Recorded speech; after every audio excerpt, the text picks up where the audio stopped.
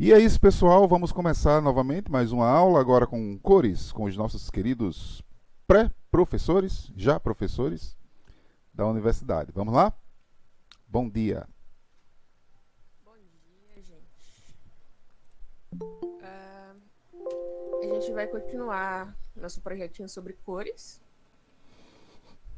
E a aula de hoje vai ser sobre cores análogas e complementares. Na aula passada, quem estava aqui, a gente aprendeu o que são cores primárias e secundárias. Vocês lembram sobre isso? A gente fez uma atividade, que foi a que o Lula mencionou, usando os objetos da nossa casa para criar o chamado círculo cromático, que é o que está na imagem. Vocês lembram disso?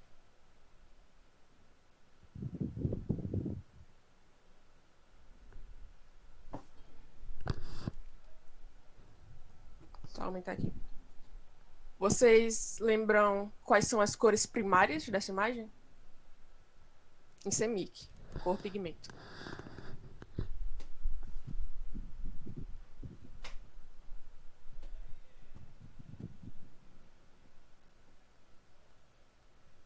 Eita, tá como?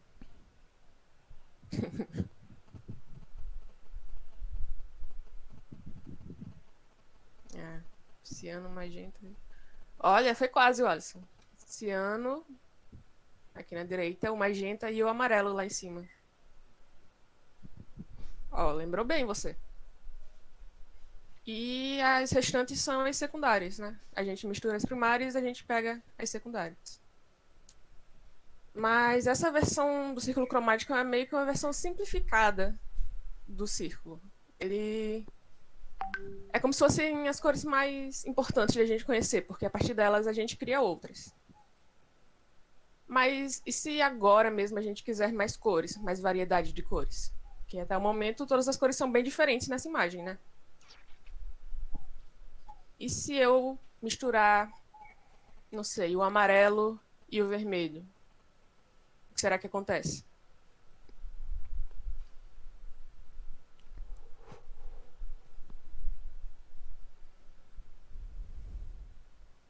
A gente vai ter o laranja, preencheu ali em cima, tá vendo? A gente não vai precisar quebrar muita cabeça nessa parte, é mais para vocês entenderem como funciona, então não se prendam tanto assim. Mas, em resumo, a gente entendeu que são cores primárias, quando a gente mistura elas, a gente pega cores secundárias, e agora o que a gente fez foi misturar primária e secundária. Resultou no que a gente chama de terciária. E o que seria uma cor terciária? É justamente isso, é a mistura da primária com a secundária. Fiz esse esqueminha aqui para ficar fácil de visualizar, com o círculo completo. P para primária, S para secundária, e as terciárias que aparecem entre elas. Estão vendo? São cores mais parecidas entre si. Como eu disse, a gente não vai quebrar muita cabeça para aprender o nome dessas aqui, porque pode ser um pouco contra-intuitivo e intuitivo ao mesmo tempo. Por exemplo, se eu escolher essa cor aqui que a gente está marcando como terciária, tá vendo? O igualzinho em cima. A gente pode dizer que é o quê? Um verde água, um verde piscina, na prática. Mas aqui para aula a gente vai usar um esquema meio lá entre o verde e o azul. Então, posso dizer que é um verde azulado ou um azul esverdeado. Então, é meio intuitivo assim, certo? Tipo, a gente pensa onde a cor tá e o nome sai daí. Então, não quebrem muita cabeça para decorar nomes. Só pensar onde ele tá. Alguma dúvida?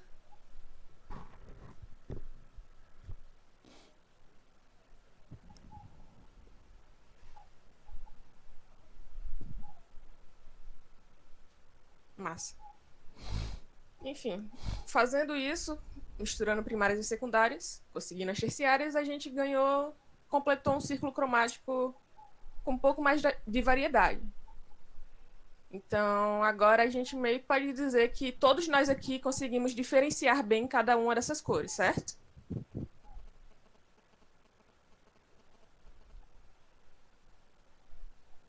vocês acham?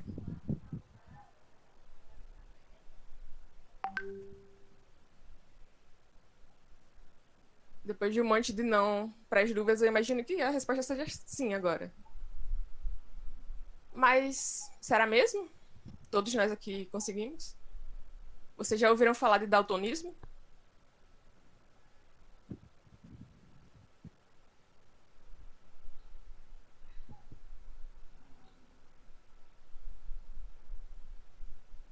Ó, legal.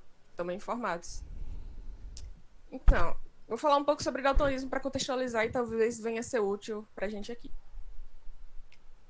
O daltonismo, gente, em suma, eu não diria uma doença, Matheus, mas a lógica é por aí.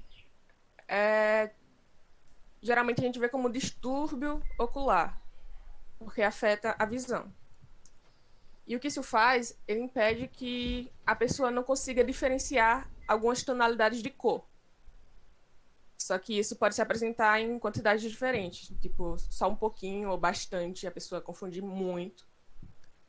E pode ser um assunto meio aleatório da gente trazer isso agora, mas é importante a gente falar sobre porque o daltonismo é uma condição que é muito comum. Tipo, no mundo todo, tem cerca de 9% de pessoas que têm daltonismo. E não afeta necessariamente a qualidade de vida, mas é tão comum a ponto de das pessoas sequer saberem que tem e viver com isso normalmente, sabe? E a via de curiosidade, desses 9% do mundo inteiro, 8% são homens. Daltonismo é uma condição que é mais comum com homens. Luana, Sim? eu não sei se você vai falar sobre isso, mas a gente na universidade, pessoal, né, que ainda está na segunda série, a gente, se vocês forem para a universidade e forem para o mundo da educação, vocês vão escutar bastante a palavra interdisciplinaridade, que é a junção do conhecimento de uma disciplina com outra disciplina. Digamos aqui os nossos alunos que são de artes, conversar com o pessoal de ciência, né? Então, biologia, por exemplo, que tem tudo a ver com o daltonismo, né? E a gente que trabalha com arte é muito ligado não só a isso, né? Não só a biologia, mas a ciência, a matemática, sabe? A música é matemática, né? A arte visual é matemática. Então, vocês vão escutar bastante nessa palavra interdisciplinaridade, mas como é que a gente pode usar isso, né? Então, essa questão do daltonismo aí é importante biologicamente, inclusive, porque quando sei lá, uma bactéria se divide, né, aquele processo de mitose, meiose que a gente conhece, quando ela se divide, ela não se divide em duas iguais. Elas são um pouquinho diferentes uma da outra, que vão se transformar em moléculas, né, que são um pouquinho, cada uma vão ser diferentes uma da outra, e assim transformar o que a gente conhece por vida.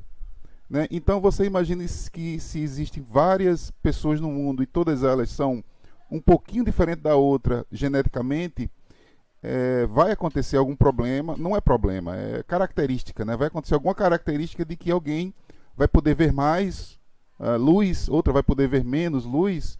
Isso acontece comigo mesmo, né? Eu tenho um olho, eu não vejo quase nada, porque eu não observo, não absorvo a luz, e no outro eu vejo muito bem, né?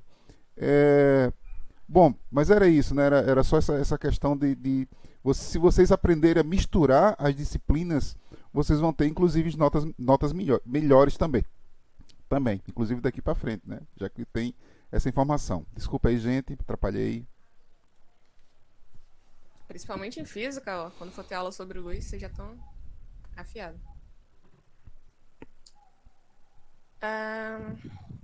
Certo. Como a gente tá falando, o daltonismo não impede a pessoa de viver normalmente. E geralmente a galera vive sem saber ou descobre quando já é adulto, sabe? Mas o problema que tem com quem tem daltonismo é que às vezes falta acessibilidade nas coisas, tipo, para identificar a cor de um lápis, porque se só se baseia pela cor, não tem nada indicando o nome. Ou então algum dado num gráfico, por exemplo. Se o gráfico usar duas cores que um daltônico confunde, ele não vai saber identificar. Agora a minha pergunta é: a gente tem alguém na turma que é daltônico? Será? É daltônico que já percebeu isso, né, também. É, não tem como dizer que é daltônico se não percebeu, né? Então, Ai, ai. é porque pode ser e não sabe. Sim, tô brincando. É, ok. A aula de hoje é pra isso, vamos lá. A gente trouxe esse exemplo visual que ela vai comparar a visão normal, a mais comum, com os 3 tipos de daltonismo. São 3 tipos, com nomes difíceis e não vou me ater a tentar pronunciá-los. Se tiver alguém daltônico aqui na turma, provavelmente vai estar vendo a primeira imagem parecida com alguma das outras 3, ou igual. Será que tem alguém vendo igual? A primeira com alguma das outras?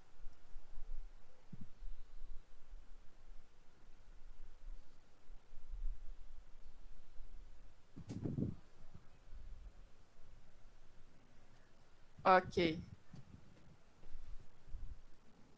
Pera aí, mas tudo Certo. normal porque é tudo igualzinho? Tudo normal, é?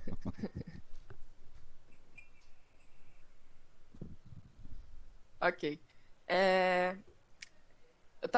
Eu falei que é sobre confundir cores, mas se vocês tiverem um pouco mais de contato com o daltonismo, vocês vão perceber que a confusão mais comum está entre verde e vermelho. Pode gerar uma confusão do caramba. Principalmente quando a gente quer, num gráfico, apontar uma informação negativa, a gente está com o vermelho lá. Uma informação positiva, está com o verde. O daltônico vai olhar para aquilo e vai pensar: é tudo igual? Não sei o que é. Eu trouxe mais um exemplo. O nosso círculo cromático com um filtrozinho simulando os 3 tipos de daltonismo de novo. Olha como é meio confuso, sem nenhuma indicação de qual cor é o quê. Tipo, dá pra ver que elas são diferentes entre si, porém são extremamente parecidas, não é? Essa primeira é da protanopia, a segunda deuteranopia e a terceira tritanopia, que é o mais raro. Aí comparando com o círculo normal, ó, o verde e o vermelho. Como eles são parecidos. Imagina essas cores isoladas, como identificar. João, as duas condições, as 2 primeiras condições são bem parecidas. Mas então, talvez vocês já tenham visto algo parecido com isso antes. É um teste de Ishihara. E é um recurso que pode ser utilizado para identificar o daltonismo. Então, se no momento a aula fez algum de vocês se questionar se é daltônico, a gente pode tentar descobrir agora. Lembrando que não precisa ter medo caso você não esteja vendo ou se esteja vendo algo diferente. Isso aqui é para ajudar você, caso você seja daltônico. Ok? Não tem certo e errado. Vamos olhar essas imagens e tentar... Eita, apressado.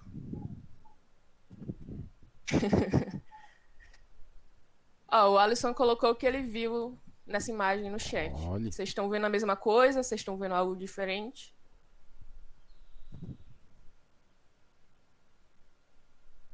Quais são os números? Vocês estão vendo 12, 71 e 2?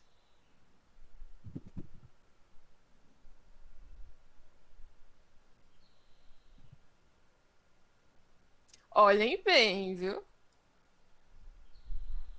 O João viu um 74. Já mudou.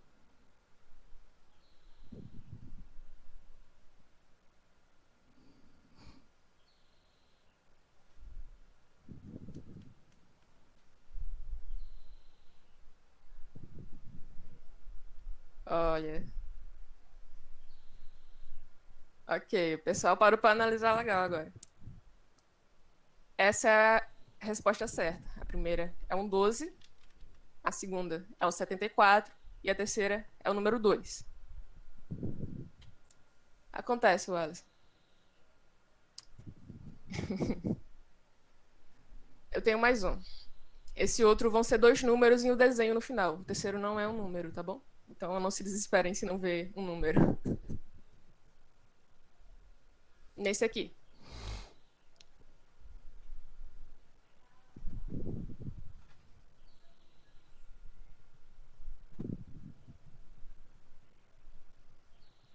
Que vocês estão vendo. Ou não estão vendo algo.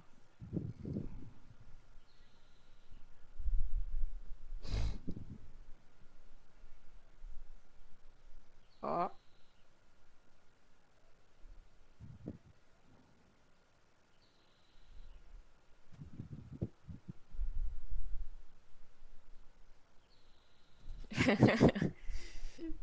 E aí, João? É um 26?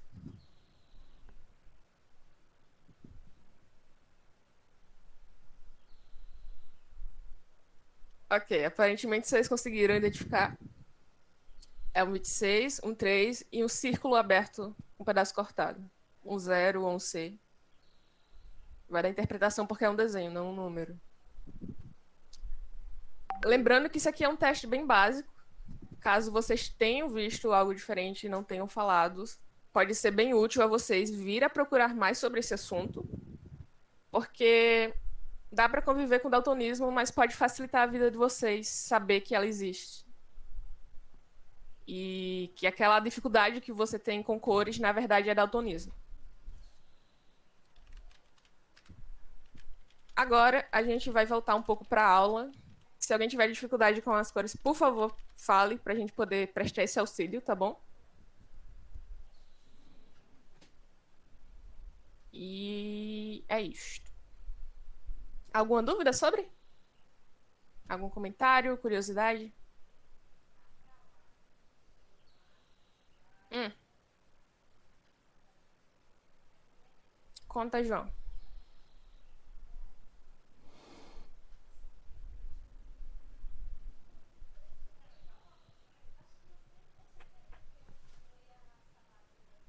Eu vou passar enquanto você fala.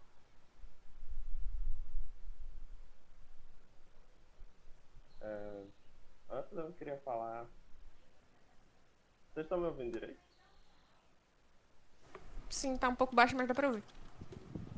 Peraí. Sim, Matheus, era o que eu ia comentar também, do óculos que tem da daltônico. Mas sobre esse óculos em questão, pelo que eu vi de pessoas daltônicas falando sobre esse óculos, tem gente que meio que romantiza ele, tipo, que acha que bota assim, tô vendo as cores que eu nunca vi na minha vida, mas não, é uma coisa, é de tratamento mesmo. Ela vai devagar, digamos assim. Não é de imediato, quando você bota, você muda sua visão. É uma coisa que vai mais devagarzinho. Mas, enfim. Agora eu vou falar com vocês sobre as cores análogas, que são cores que entre si elas têm alguma coisa em comum. Aí vocês estão vendo aí, por exemplo, no círculo cromático aqui. Peraí, o que eles estão comentando no chat que eu tô curioso?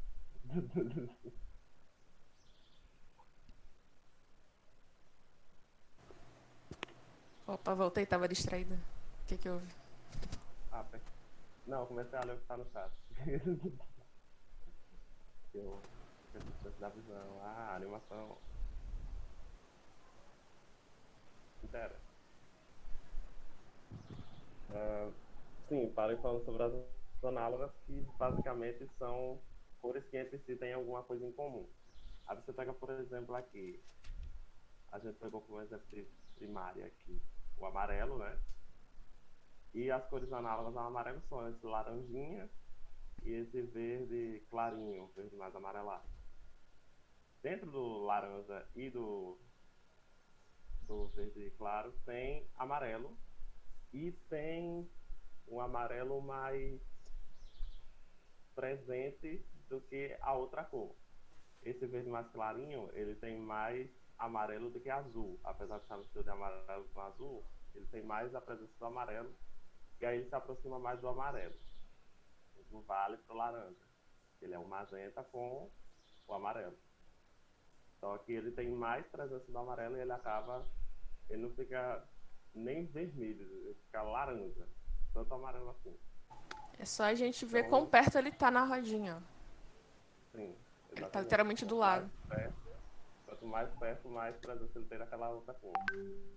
E as cores análogas, um jeito meio fácil, diria, de pensar nelas, é que elas são cores vizinhas no círculo cromático. Elas são essas cores que estão uma próxima da outra, assim. E elas proporcionam que a gente use, tem como a gente usar elas de uma maneira proposital para causar um efeito de harmonia cromática, justamente que eu queria você passar. E seria uma composição onde as cores são harmônicas, as cores se parecem entre si, não tem um corte muito abrupto de uma cor para outra. Aí aqui essa citação eu peguei do livro de vocês, né? Nela, na composição harmônica, as tonalidades próximas, com pequenas diferenças são utilizadas em conjunto para fazer essa transição gradual e com outras intenções também, tem mais a ver com a psicologia das coisas que a gente vai falar aulas mais adiante. Tá. Eu trouxe alguns exemplos aqui para vocês de obras que usam essa harmonia cromática. E a primeira que eu trouxe foi essa do Picasso, da fase azul do Picasso, e usa ali os tons mais próximos do ciano, né? Tem o ciano, aí tem o mais clarinho, o mais puxado pro verde ali, por exemplo, no objeto na mão do menino, uma fruta, eu suponho.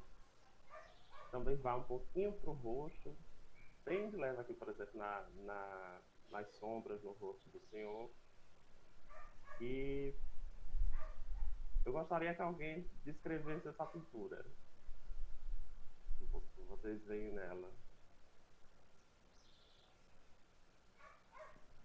Quem poderia descrever para mim?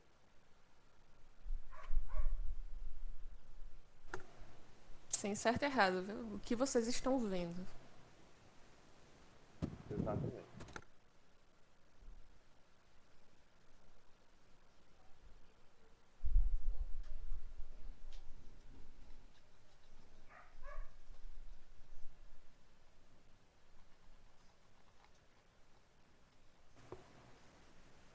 Certo. Cores análogas ao azul. Mas eu falava de uma maneira mais figurativa mesmo. A Literalmente. imagem. É. A imagem em si, não só as cores. O que é essas pessoas, como é que elas estão? Eu posso ler essa primeira de exemplo e vocês fazem a outra, pode ser? Pra vocês terem uma referência? Ok, o que eu estou vendo nessa imagem? Eu estou vendo duas pessoas, um senhor e parece ser um menino, uma criança. Eles parecem meio. Triste seria a palavra? Tá meio dramática a cena. Se eu fosse supor, eles parecem pedintes, mendigos ou algo assim. Ao menos minha imaginação leva pra esse lado. E o menino tá comendo alguma coisa. Essa é a minha leitura. Sim. Sobre essa fase específica do Picasso, não somente esse quadro, porque geralmente quando a pessoa pensa em Picasso, não é a primeira imagem que vem à cabeça essa daí. Também não é o quadro do Romero Brito, por favor. A gente pensa na coisa mais cubista e tal, mas essa fase azul, que é uma fase antes do cubismo, o Picasso ele fazia essas figuras mais naturalistas, digamos assim, com esse tema meio melancólico, essa coisa meio triste, que era sempre retratando pessoas com necessidades, pessoas que passam fome, mendigos. E ele também retratava pessoas cegas. Tem um quadro chamado Café da Manhã de um Cego, por exemplo, que é dessa mesma fase. Então, durante boa parte dessa produção do Picasso, eram esses temas mais tristes mesmo. E ele usava bastante aquelas cores dentre os azuis, tanto que é chamado de fase azul, né? Azul, branco, Rapaz, eu, roxo. rapaz, eu tava olhando figurativamente, olha a figura, ou a imagem, meu Deus do céu. Tava olhando aqui, por exemplo, a mão do menino, na verdade, é como se fosse a continuação da mão do velho. Aí eu tava olhando essas coisas assim, sabe? Aí eu falei, ih, caramba, peraí, não, nada a ver. Vocês estão falando sobre a questão tonal, né? O que a cor traz sentimentalmente, né? Beleza, beleza, beleza. Show, show. Desculpa aí, foi mal.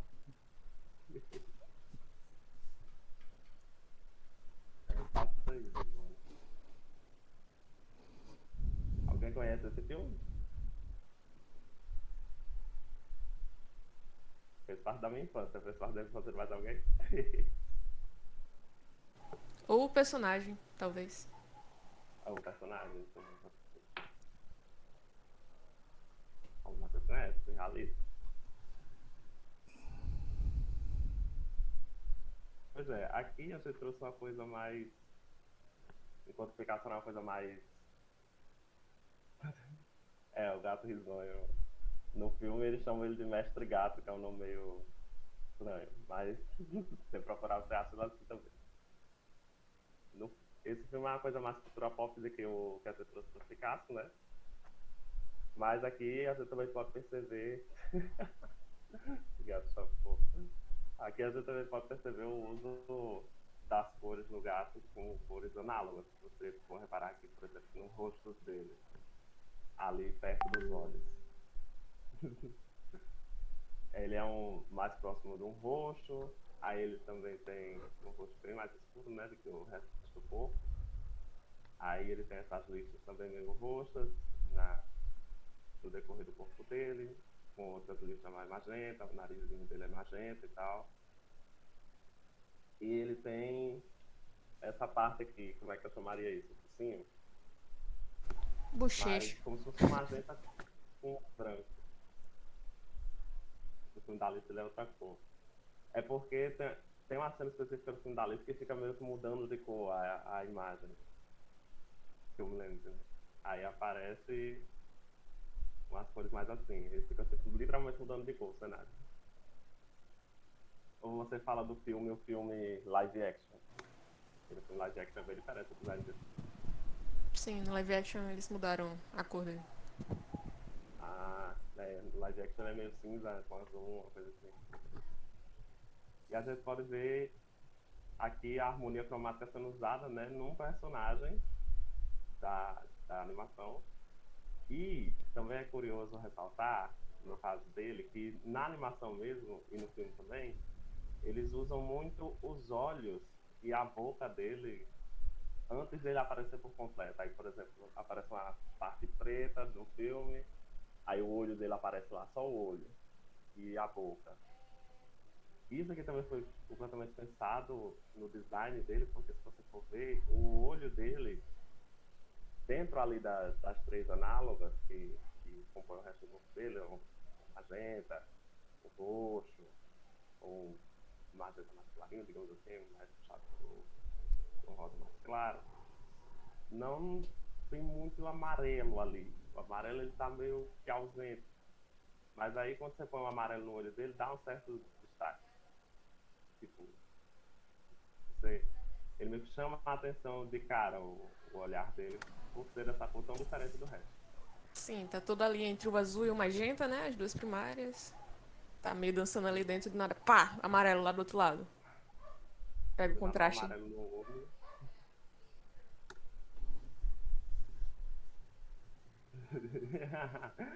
Essa cena é icônica. Ela foi ali, pra onde? Chique. Pode passar? Pode. Anos 90 não, bem antes, eu acho. Pega tudo que coisa por aí. É, aqui é 50, viu? Eu Na referência aqui, ó. 1951. não tô conseguindo ler aqui o tamanho da referência, calma. É de 1951 esse filme, gente. Tá velho já. Muitas vezes foi marcada por ele, várias gerações. Aí, enfim. Eu trouxe também aqui esse exemplo do Clint, dessa obra chamada O Beijo. E aí ele já vai para outra combinação entre as análogas, que seria ali mais pro laranja, pro verde e o amarelo. Que é aquela primeira que a gente mostrou lá, quando a gente começou a explicar o que eram cores análogas. O laranja, ele não nos faz muito presente aqui. Tipo, a gente pode observar um negócio mais laranja, mais vermelho, aonde? Detalhes da roupa dela, certo?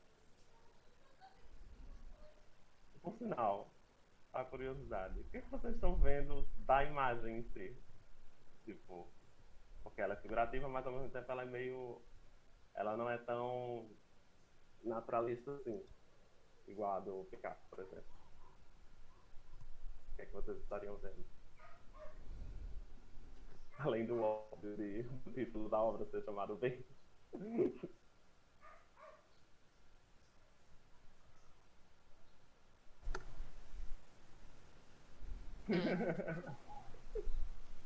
Eles parecem que estão dentro de uma batata perto do penhasco.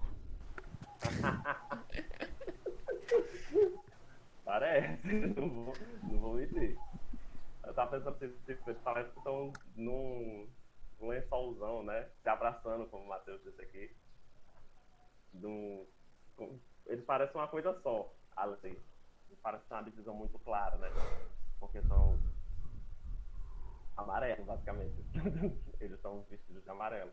Apesar de dar pra ver uma pequena diferença assim, no estilo da moça, por exemplo. Que é onde tem alguns detalhes mais laranja também. Sim, mas além do laranja bem pequeno e do amarelo com preto aqui, por exemplo, do fundo, que é um amarelo mais escuro, e do próprio lençol, digamos assim, o verde também aparece, sabe? Mas confesso que a primeira vez que eu vi esse quadro foi a coisa que eu menos prestei atenção, tanto quando eu fui rever ele, eu nem lembrava que tinha esse verde embaixo, né? Esse penhasco, como o Lula disse. Pra você ver como ela deu uma misturada com o amarelo, tá vendo? Tá, esquece que ele tá lá. Então harmônico, digamos assim, de cores tão próximas, ele meio que desapareceu. Além de que ele botou várias pontinhas amarelas no meio do verde, né? Que era para ser com... Era para ser não, né? São flores, representam flores aqui. As amarelinhas, mais roxas. E aí ele acaba sumindo ainda mais esse verde. É um balde de roupa suja, claramente. Parece um balde, o formato, né? E alguém mais tem alguma coisa pra acrescentar? Luana, Cláudia também. Não, acho que você fez uma boa leitura. Lula, só uma dúvida. A aula vai até 8h50, né? Até 8h50 pode demorar mais alguns minutos, mas 8h50 que é o ponto-chave, né? Para poder preparar para a próxima aula. Mas dá para ir até 55 mais ou menos, né? Que é quando eu tenho que fechar mesmo a turma para poder preparar a próxima aula, que é nesse mesmo link. Então tem que fechar tudo para poder abrir novamente. Ok, essa aula. Oi, João, gosta da aula? Essa aula eu acho que a gente vai encerrar nessa parte, porque tem bastante coisa para ver ainda. Mas, em suma, a gente aprendeu um pouco sobre daltonismo. Não, eu falei demais, Gabriel. Relaxa. A gente aprendeu sobre daltonismo e cores análogas. Em resumo, vocês entenderam o que é coanáloga? Melhor, o que é coanáloga? O que vocês entenderam como cores análogas? Que foi o que o Gabriel estava falando agora.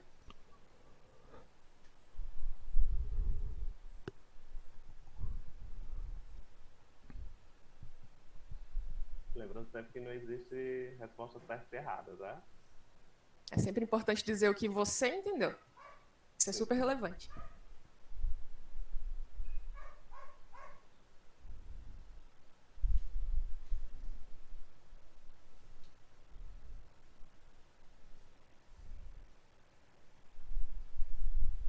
Boa, Alisson. Sim, muito bem.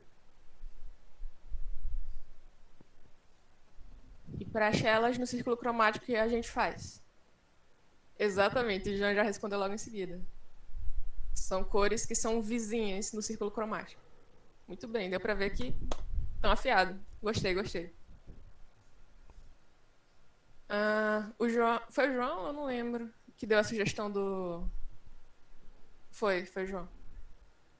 Pra gente trazer ilusões óticas depois. Eu acho que na nossa última aula, a gente tem mais uma aula e outra.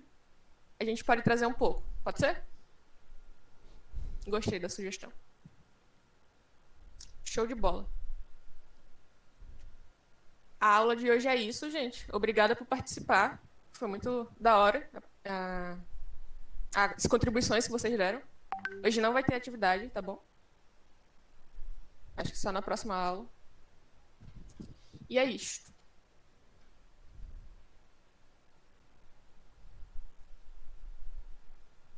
Olá, Lula. Ok, pessoal. Fazendo um resumão, né? A aula hoje foi a continuação das cores.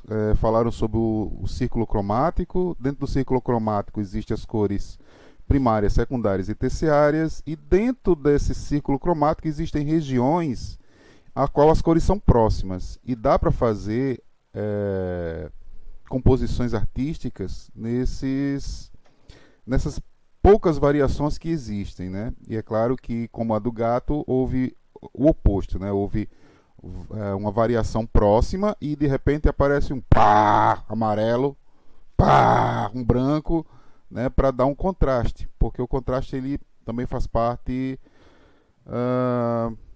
da sensação dramática de uma composição artística. Eu acho que é isso, né? Eu acho que eu fiz um bom resumo, né? Agora deu pra compreender, né? A gente vai se aprofundar um pouco nisso aí na próxima aula. Show! Eu acho que é isso, gente. Muito obrigado a todos. Não se preocupe com a presença. O meu Meet aqui, ele grava não só a presença de quem estava, mas o tempo que ficou. Então não adianta você vir, ficar 2 segundos e sair, não, que aqui o Meet ele dá um jeito de saber que você é você. Beleza, pessoal? Muito obrigado. Até semana que vem. E sim, e existem exercícios no sistema. Façam exercício para poder ter uma nota para o segundo bimestre. Tá bom? A gente já está no terceiro bimestre já. E a gente tem que começar a fazer alguma coisa também. Tá certo? Tchau, tchau, pessoal. Bom dia. Tchau, pessoal.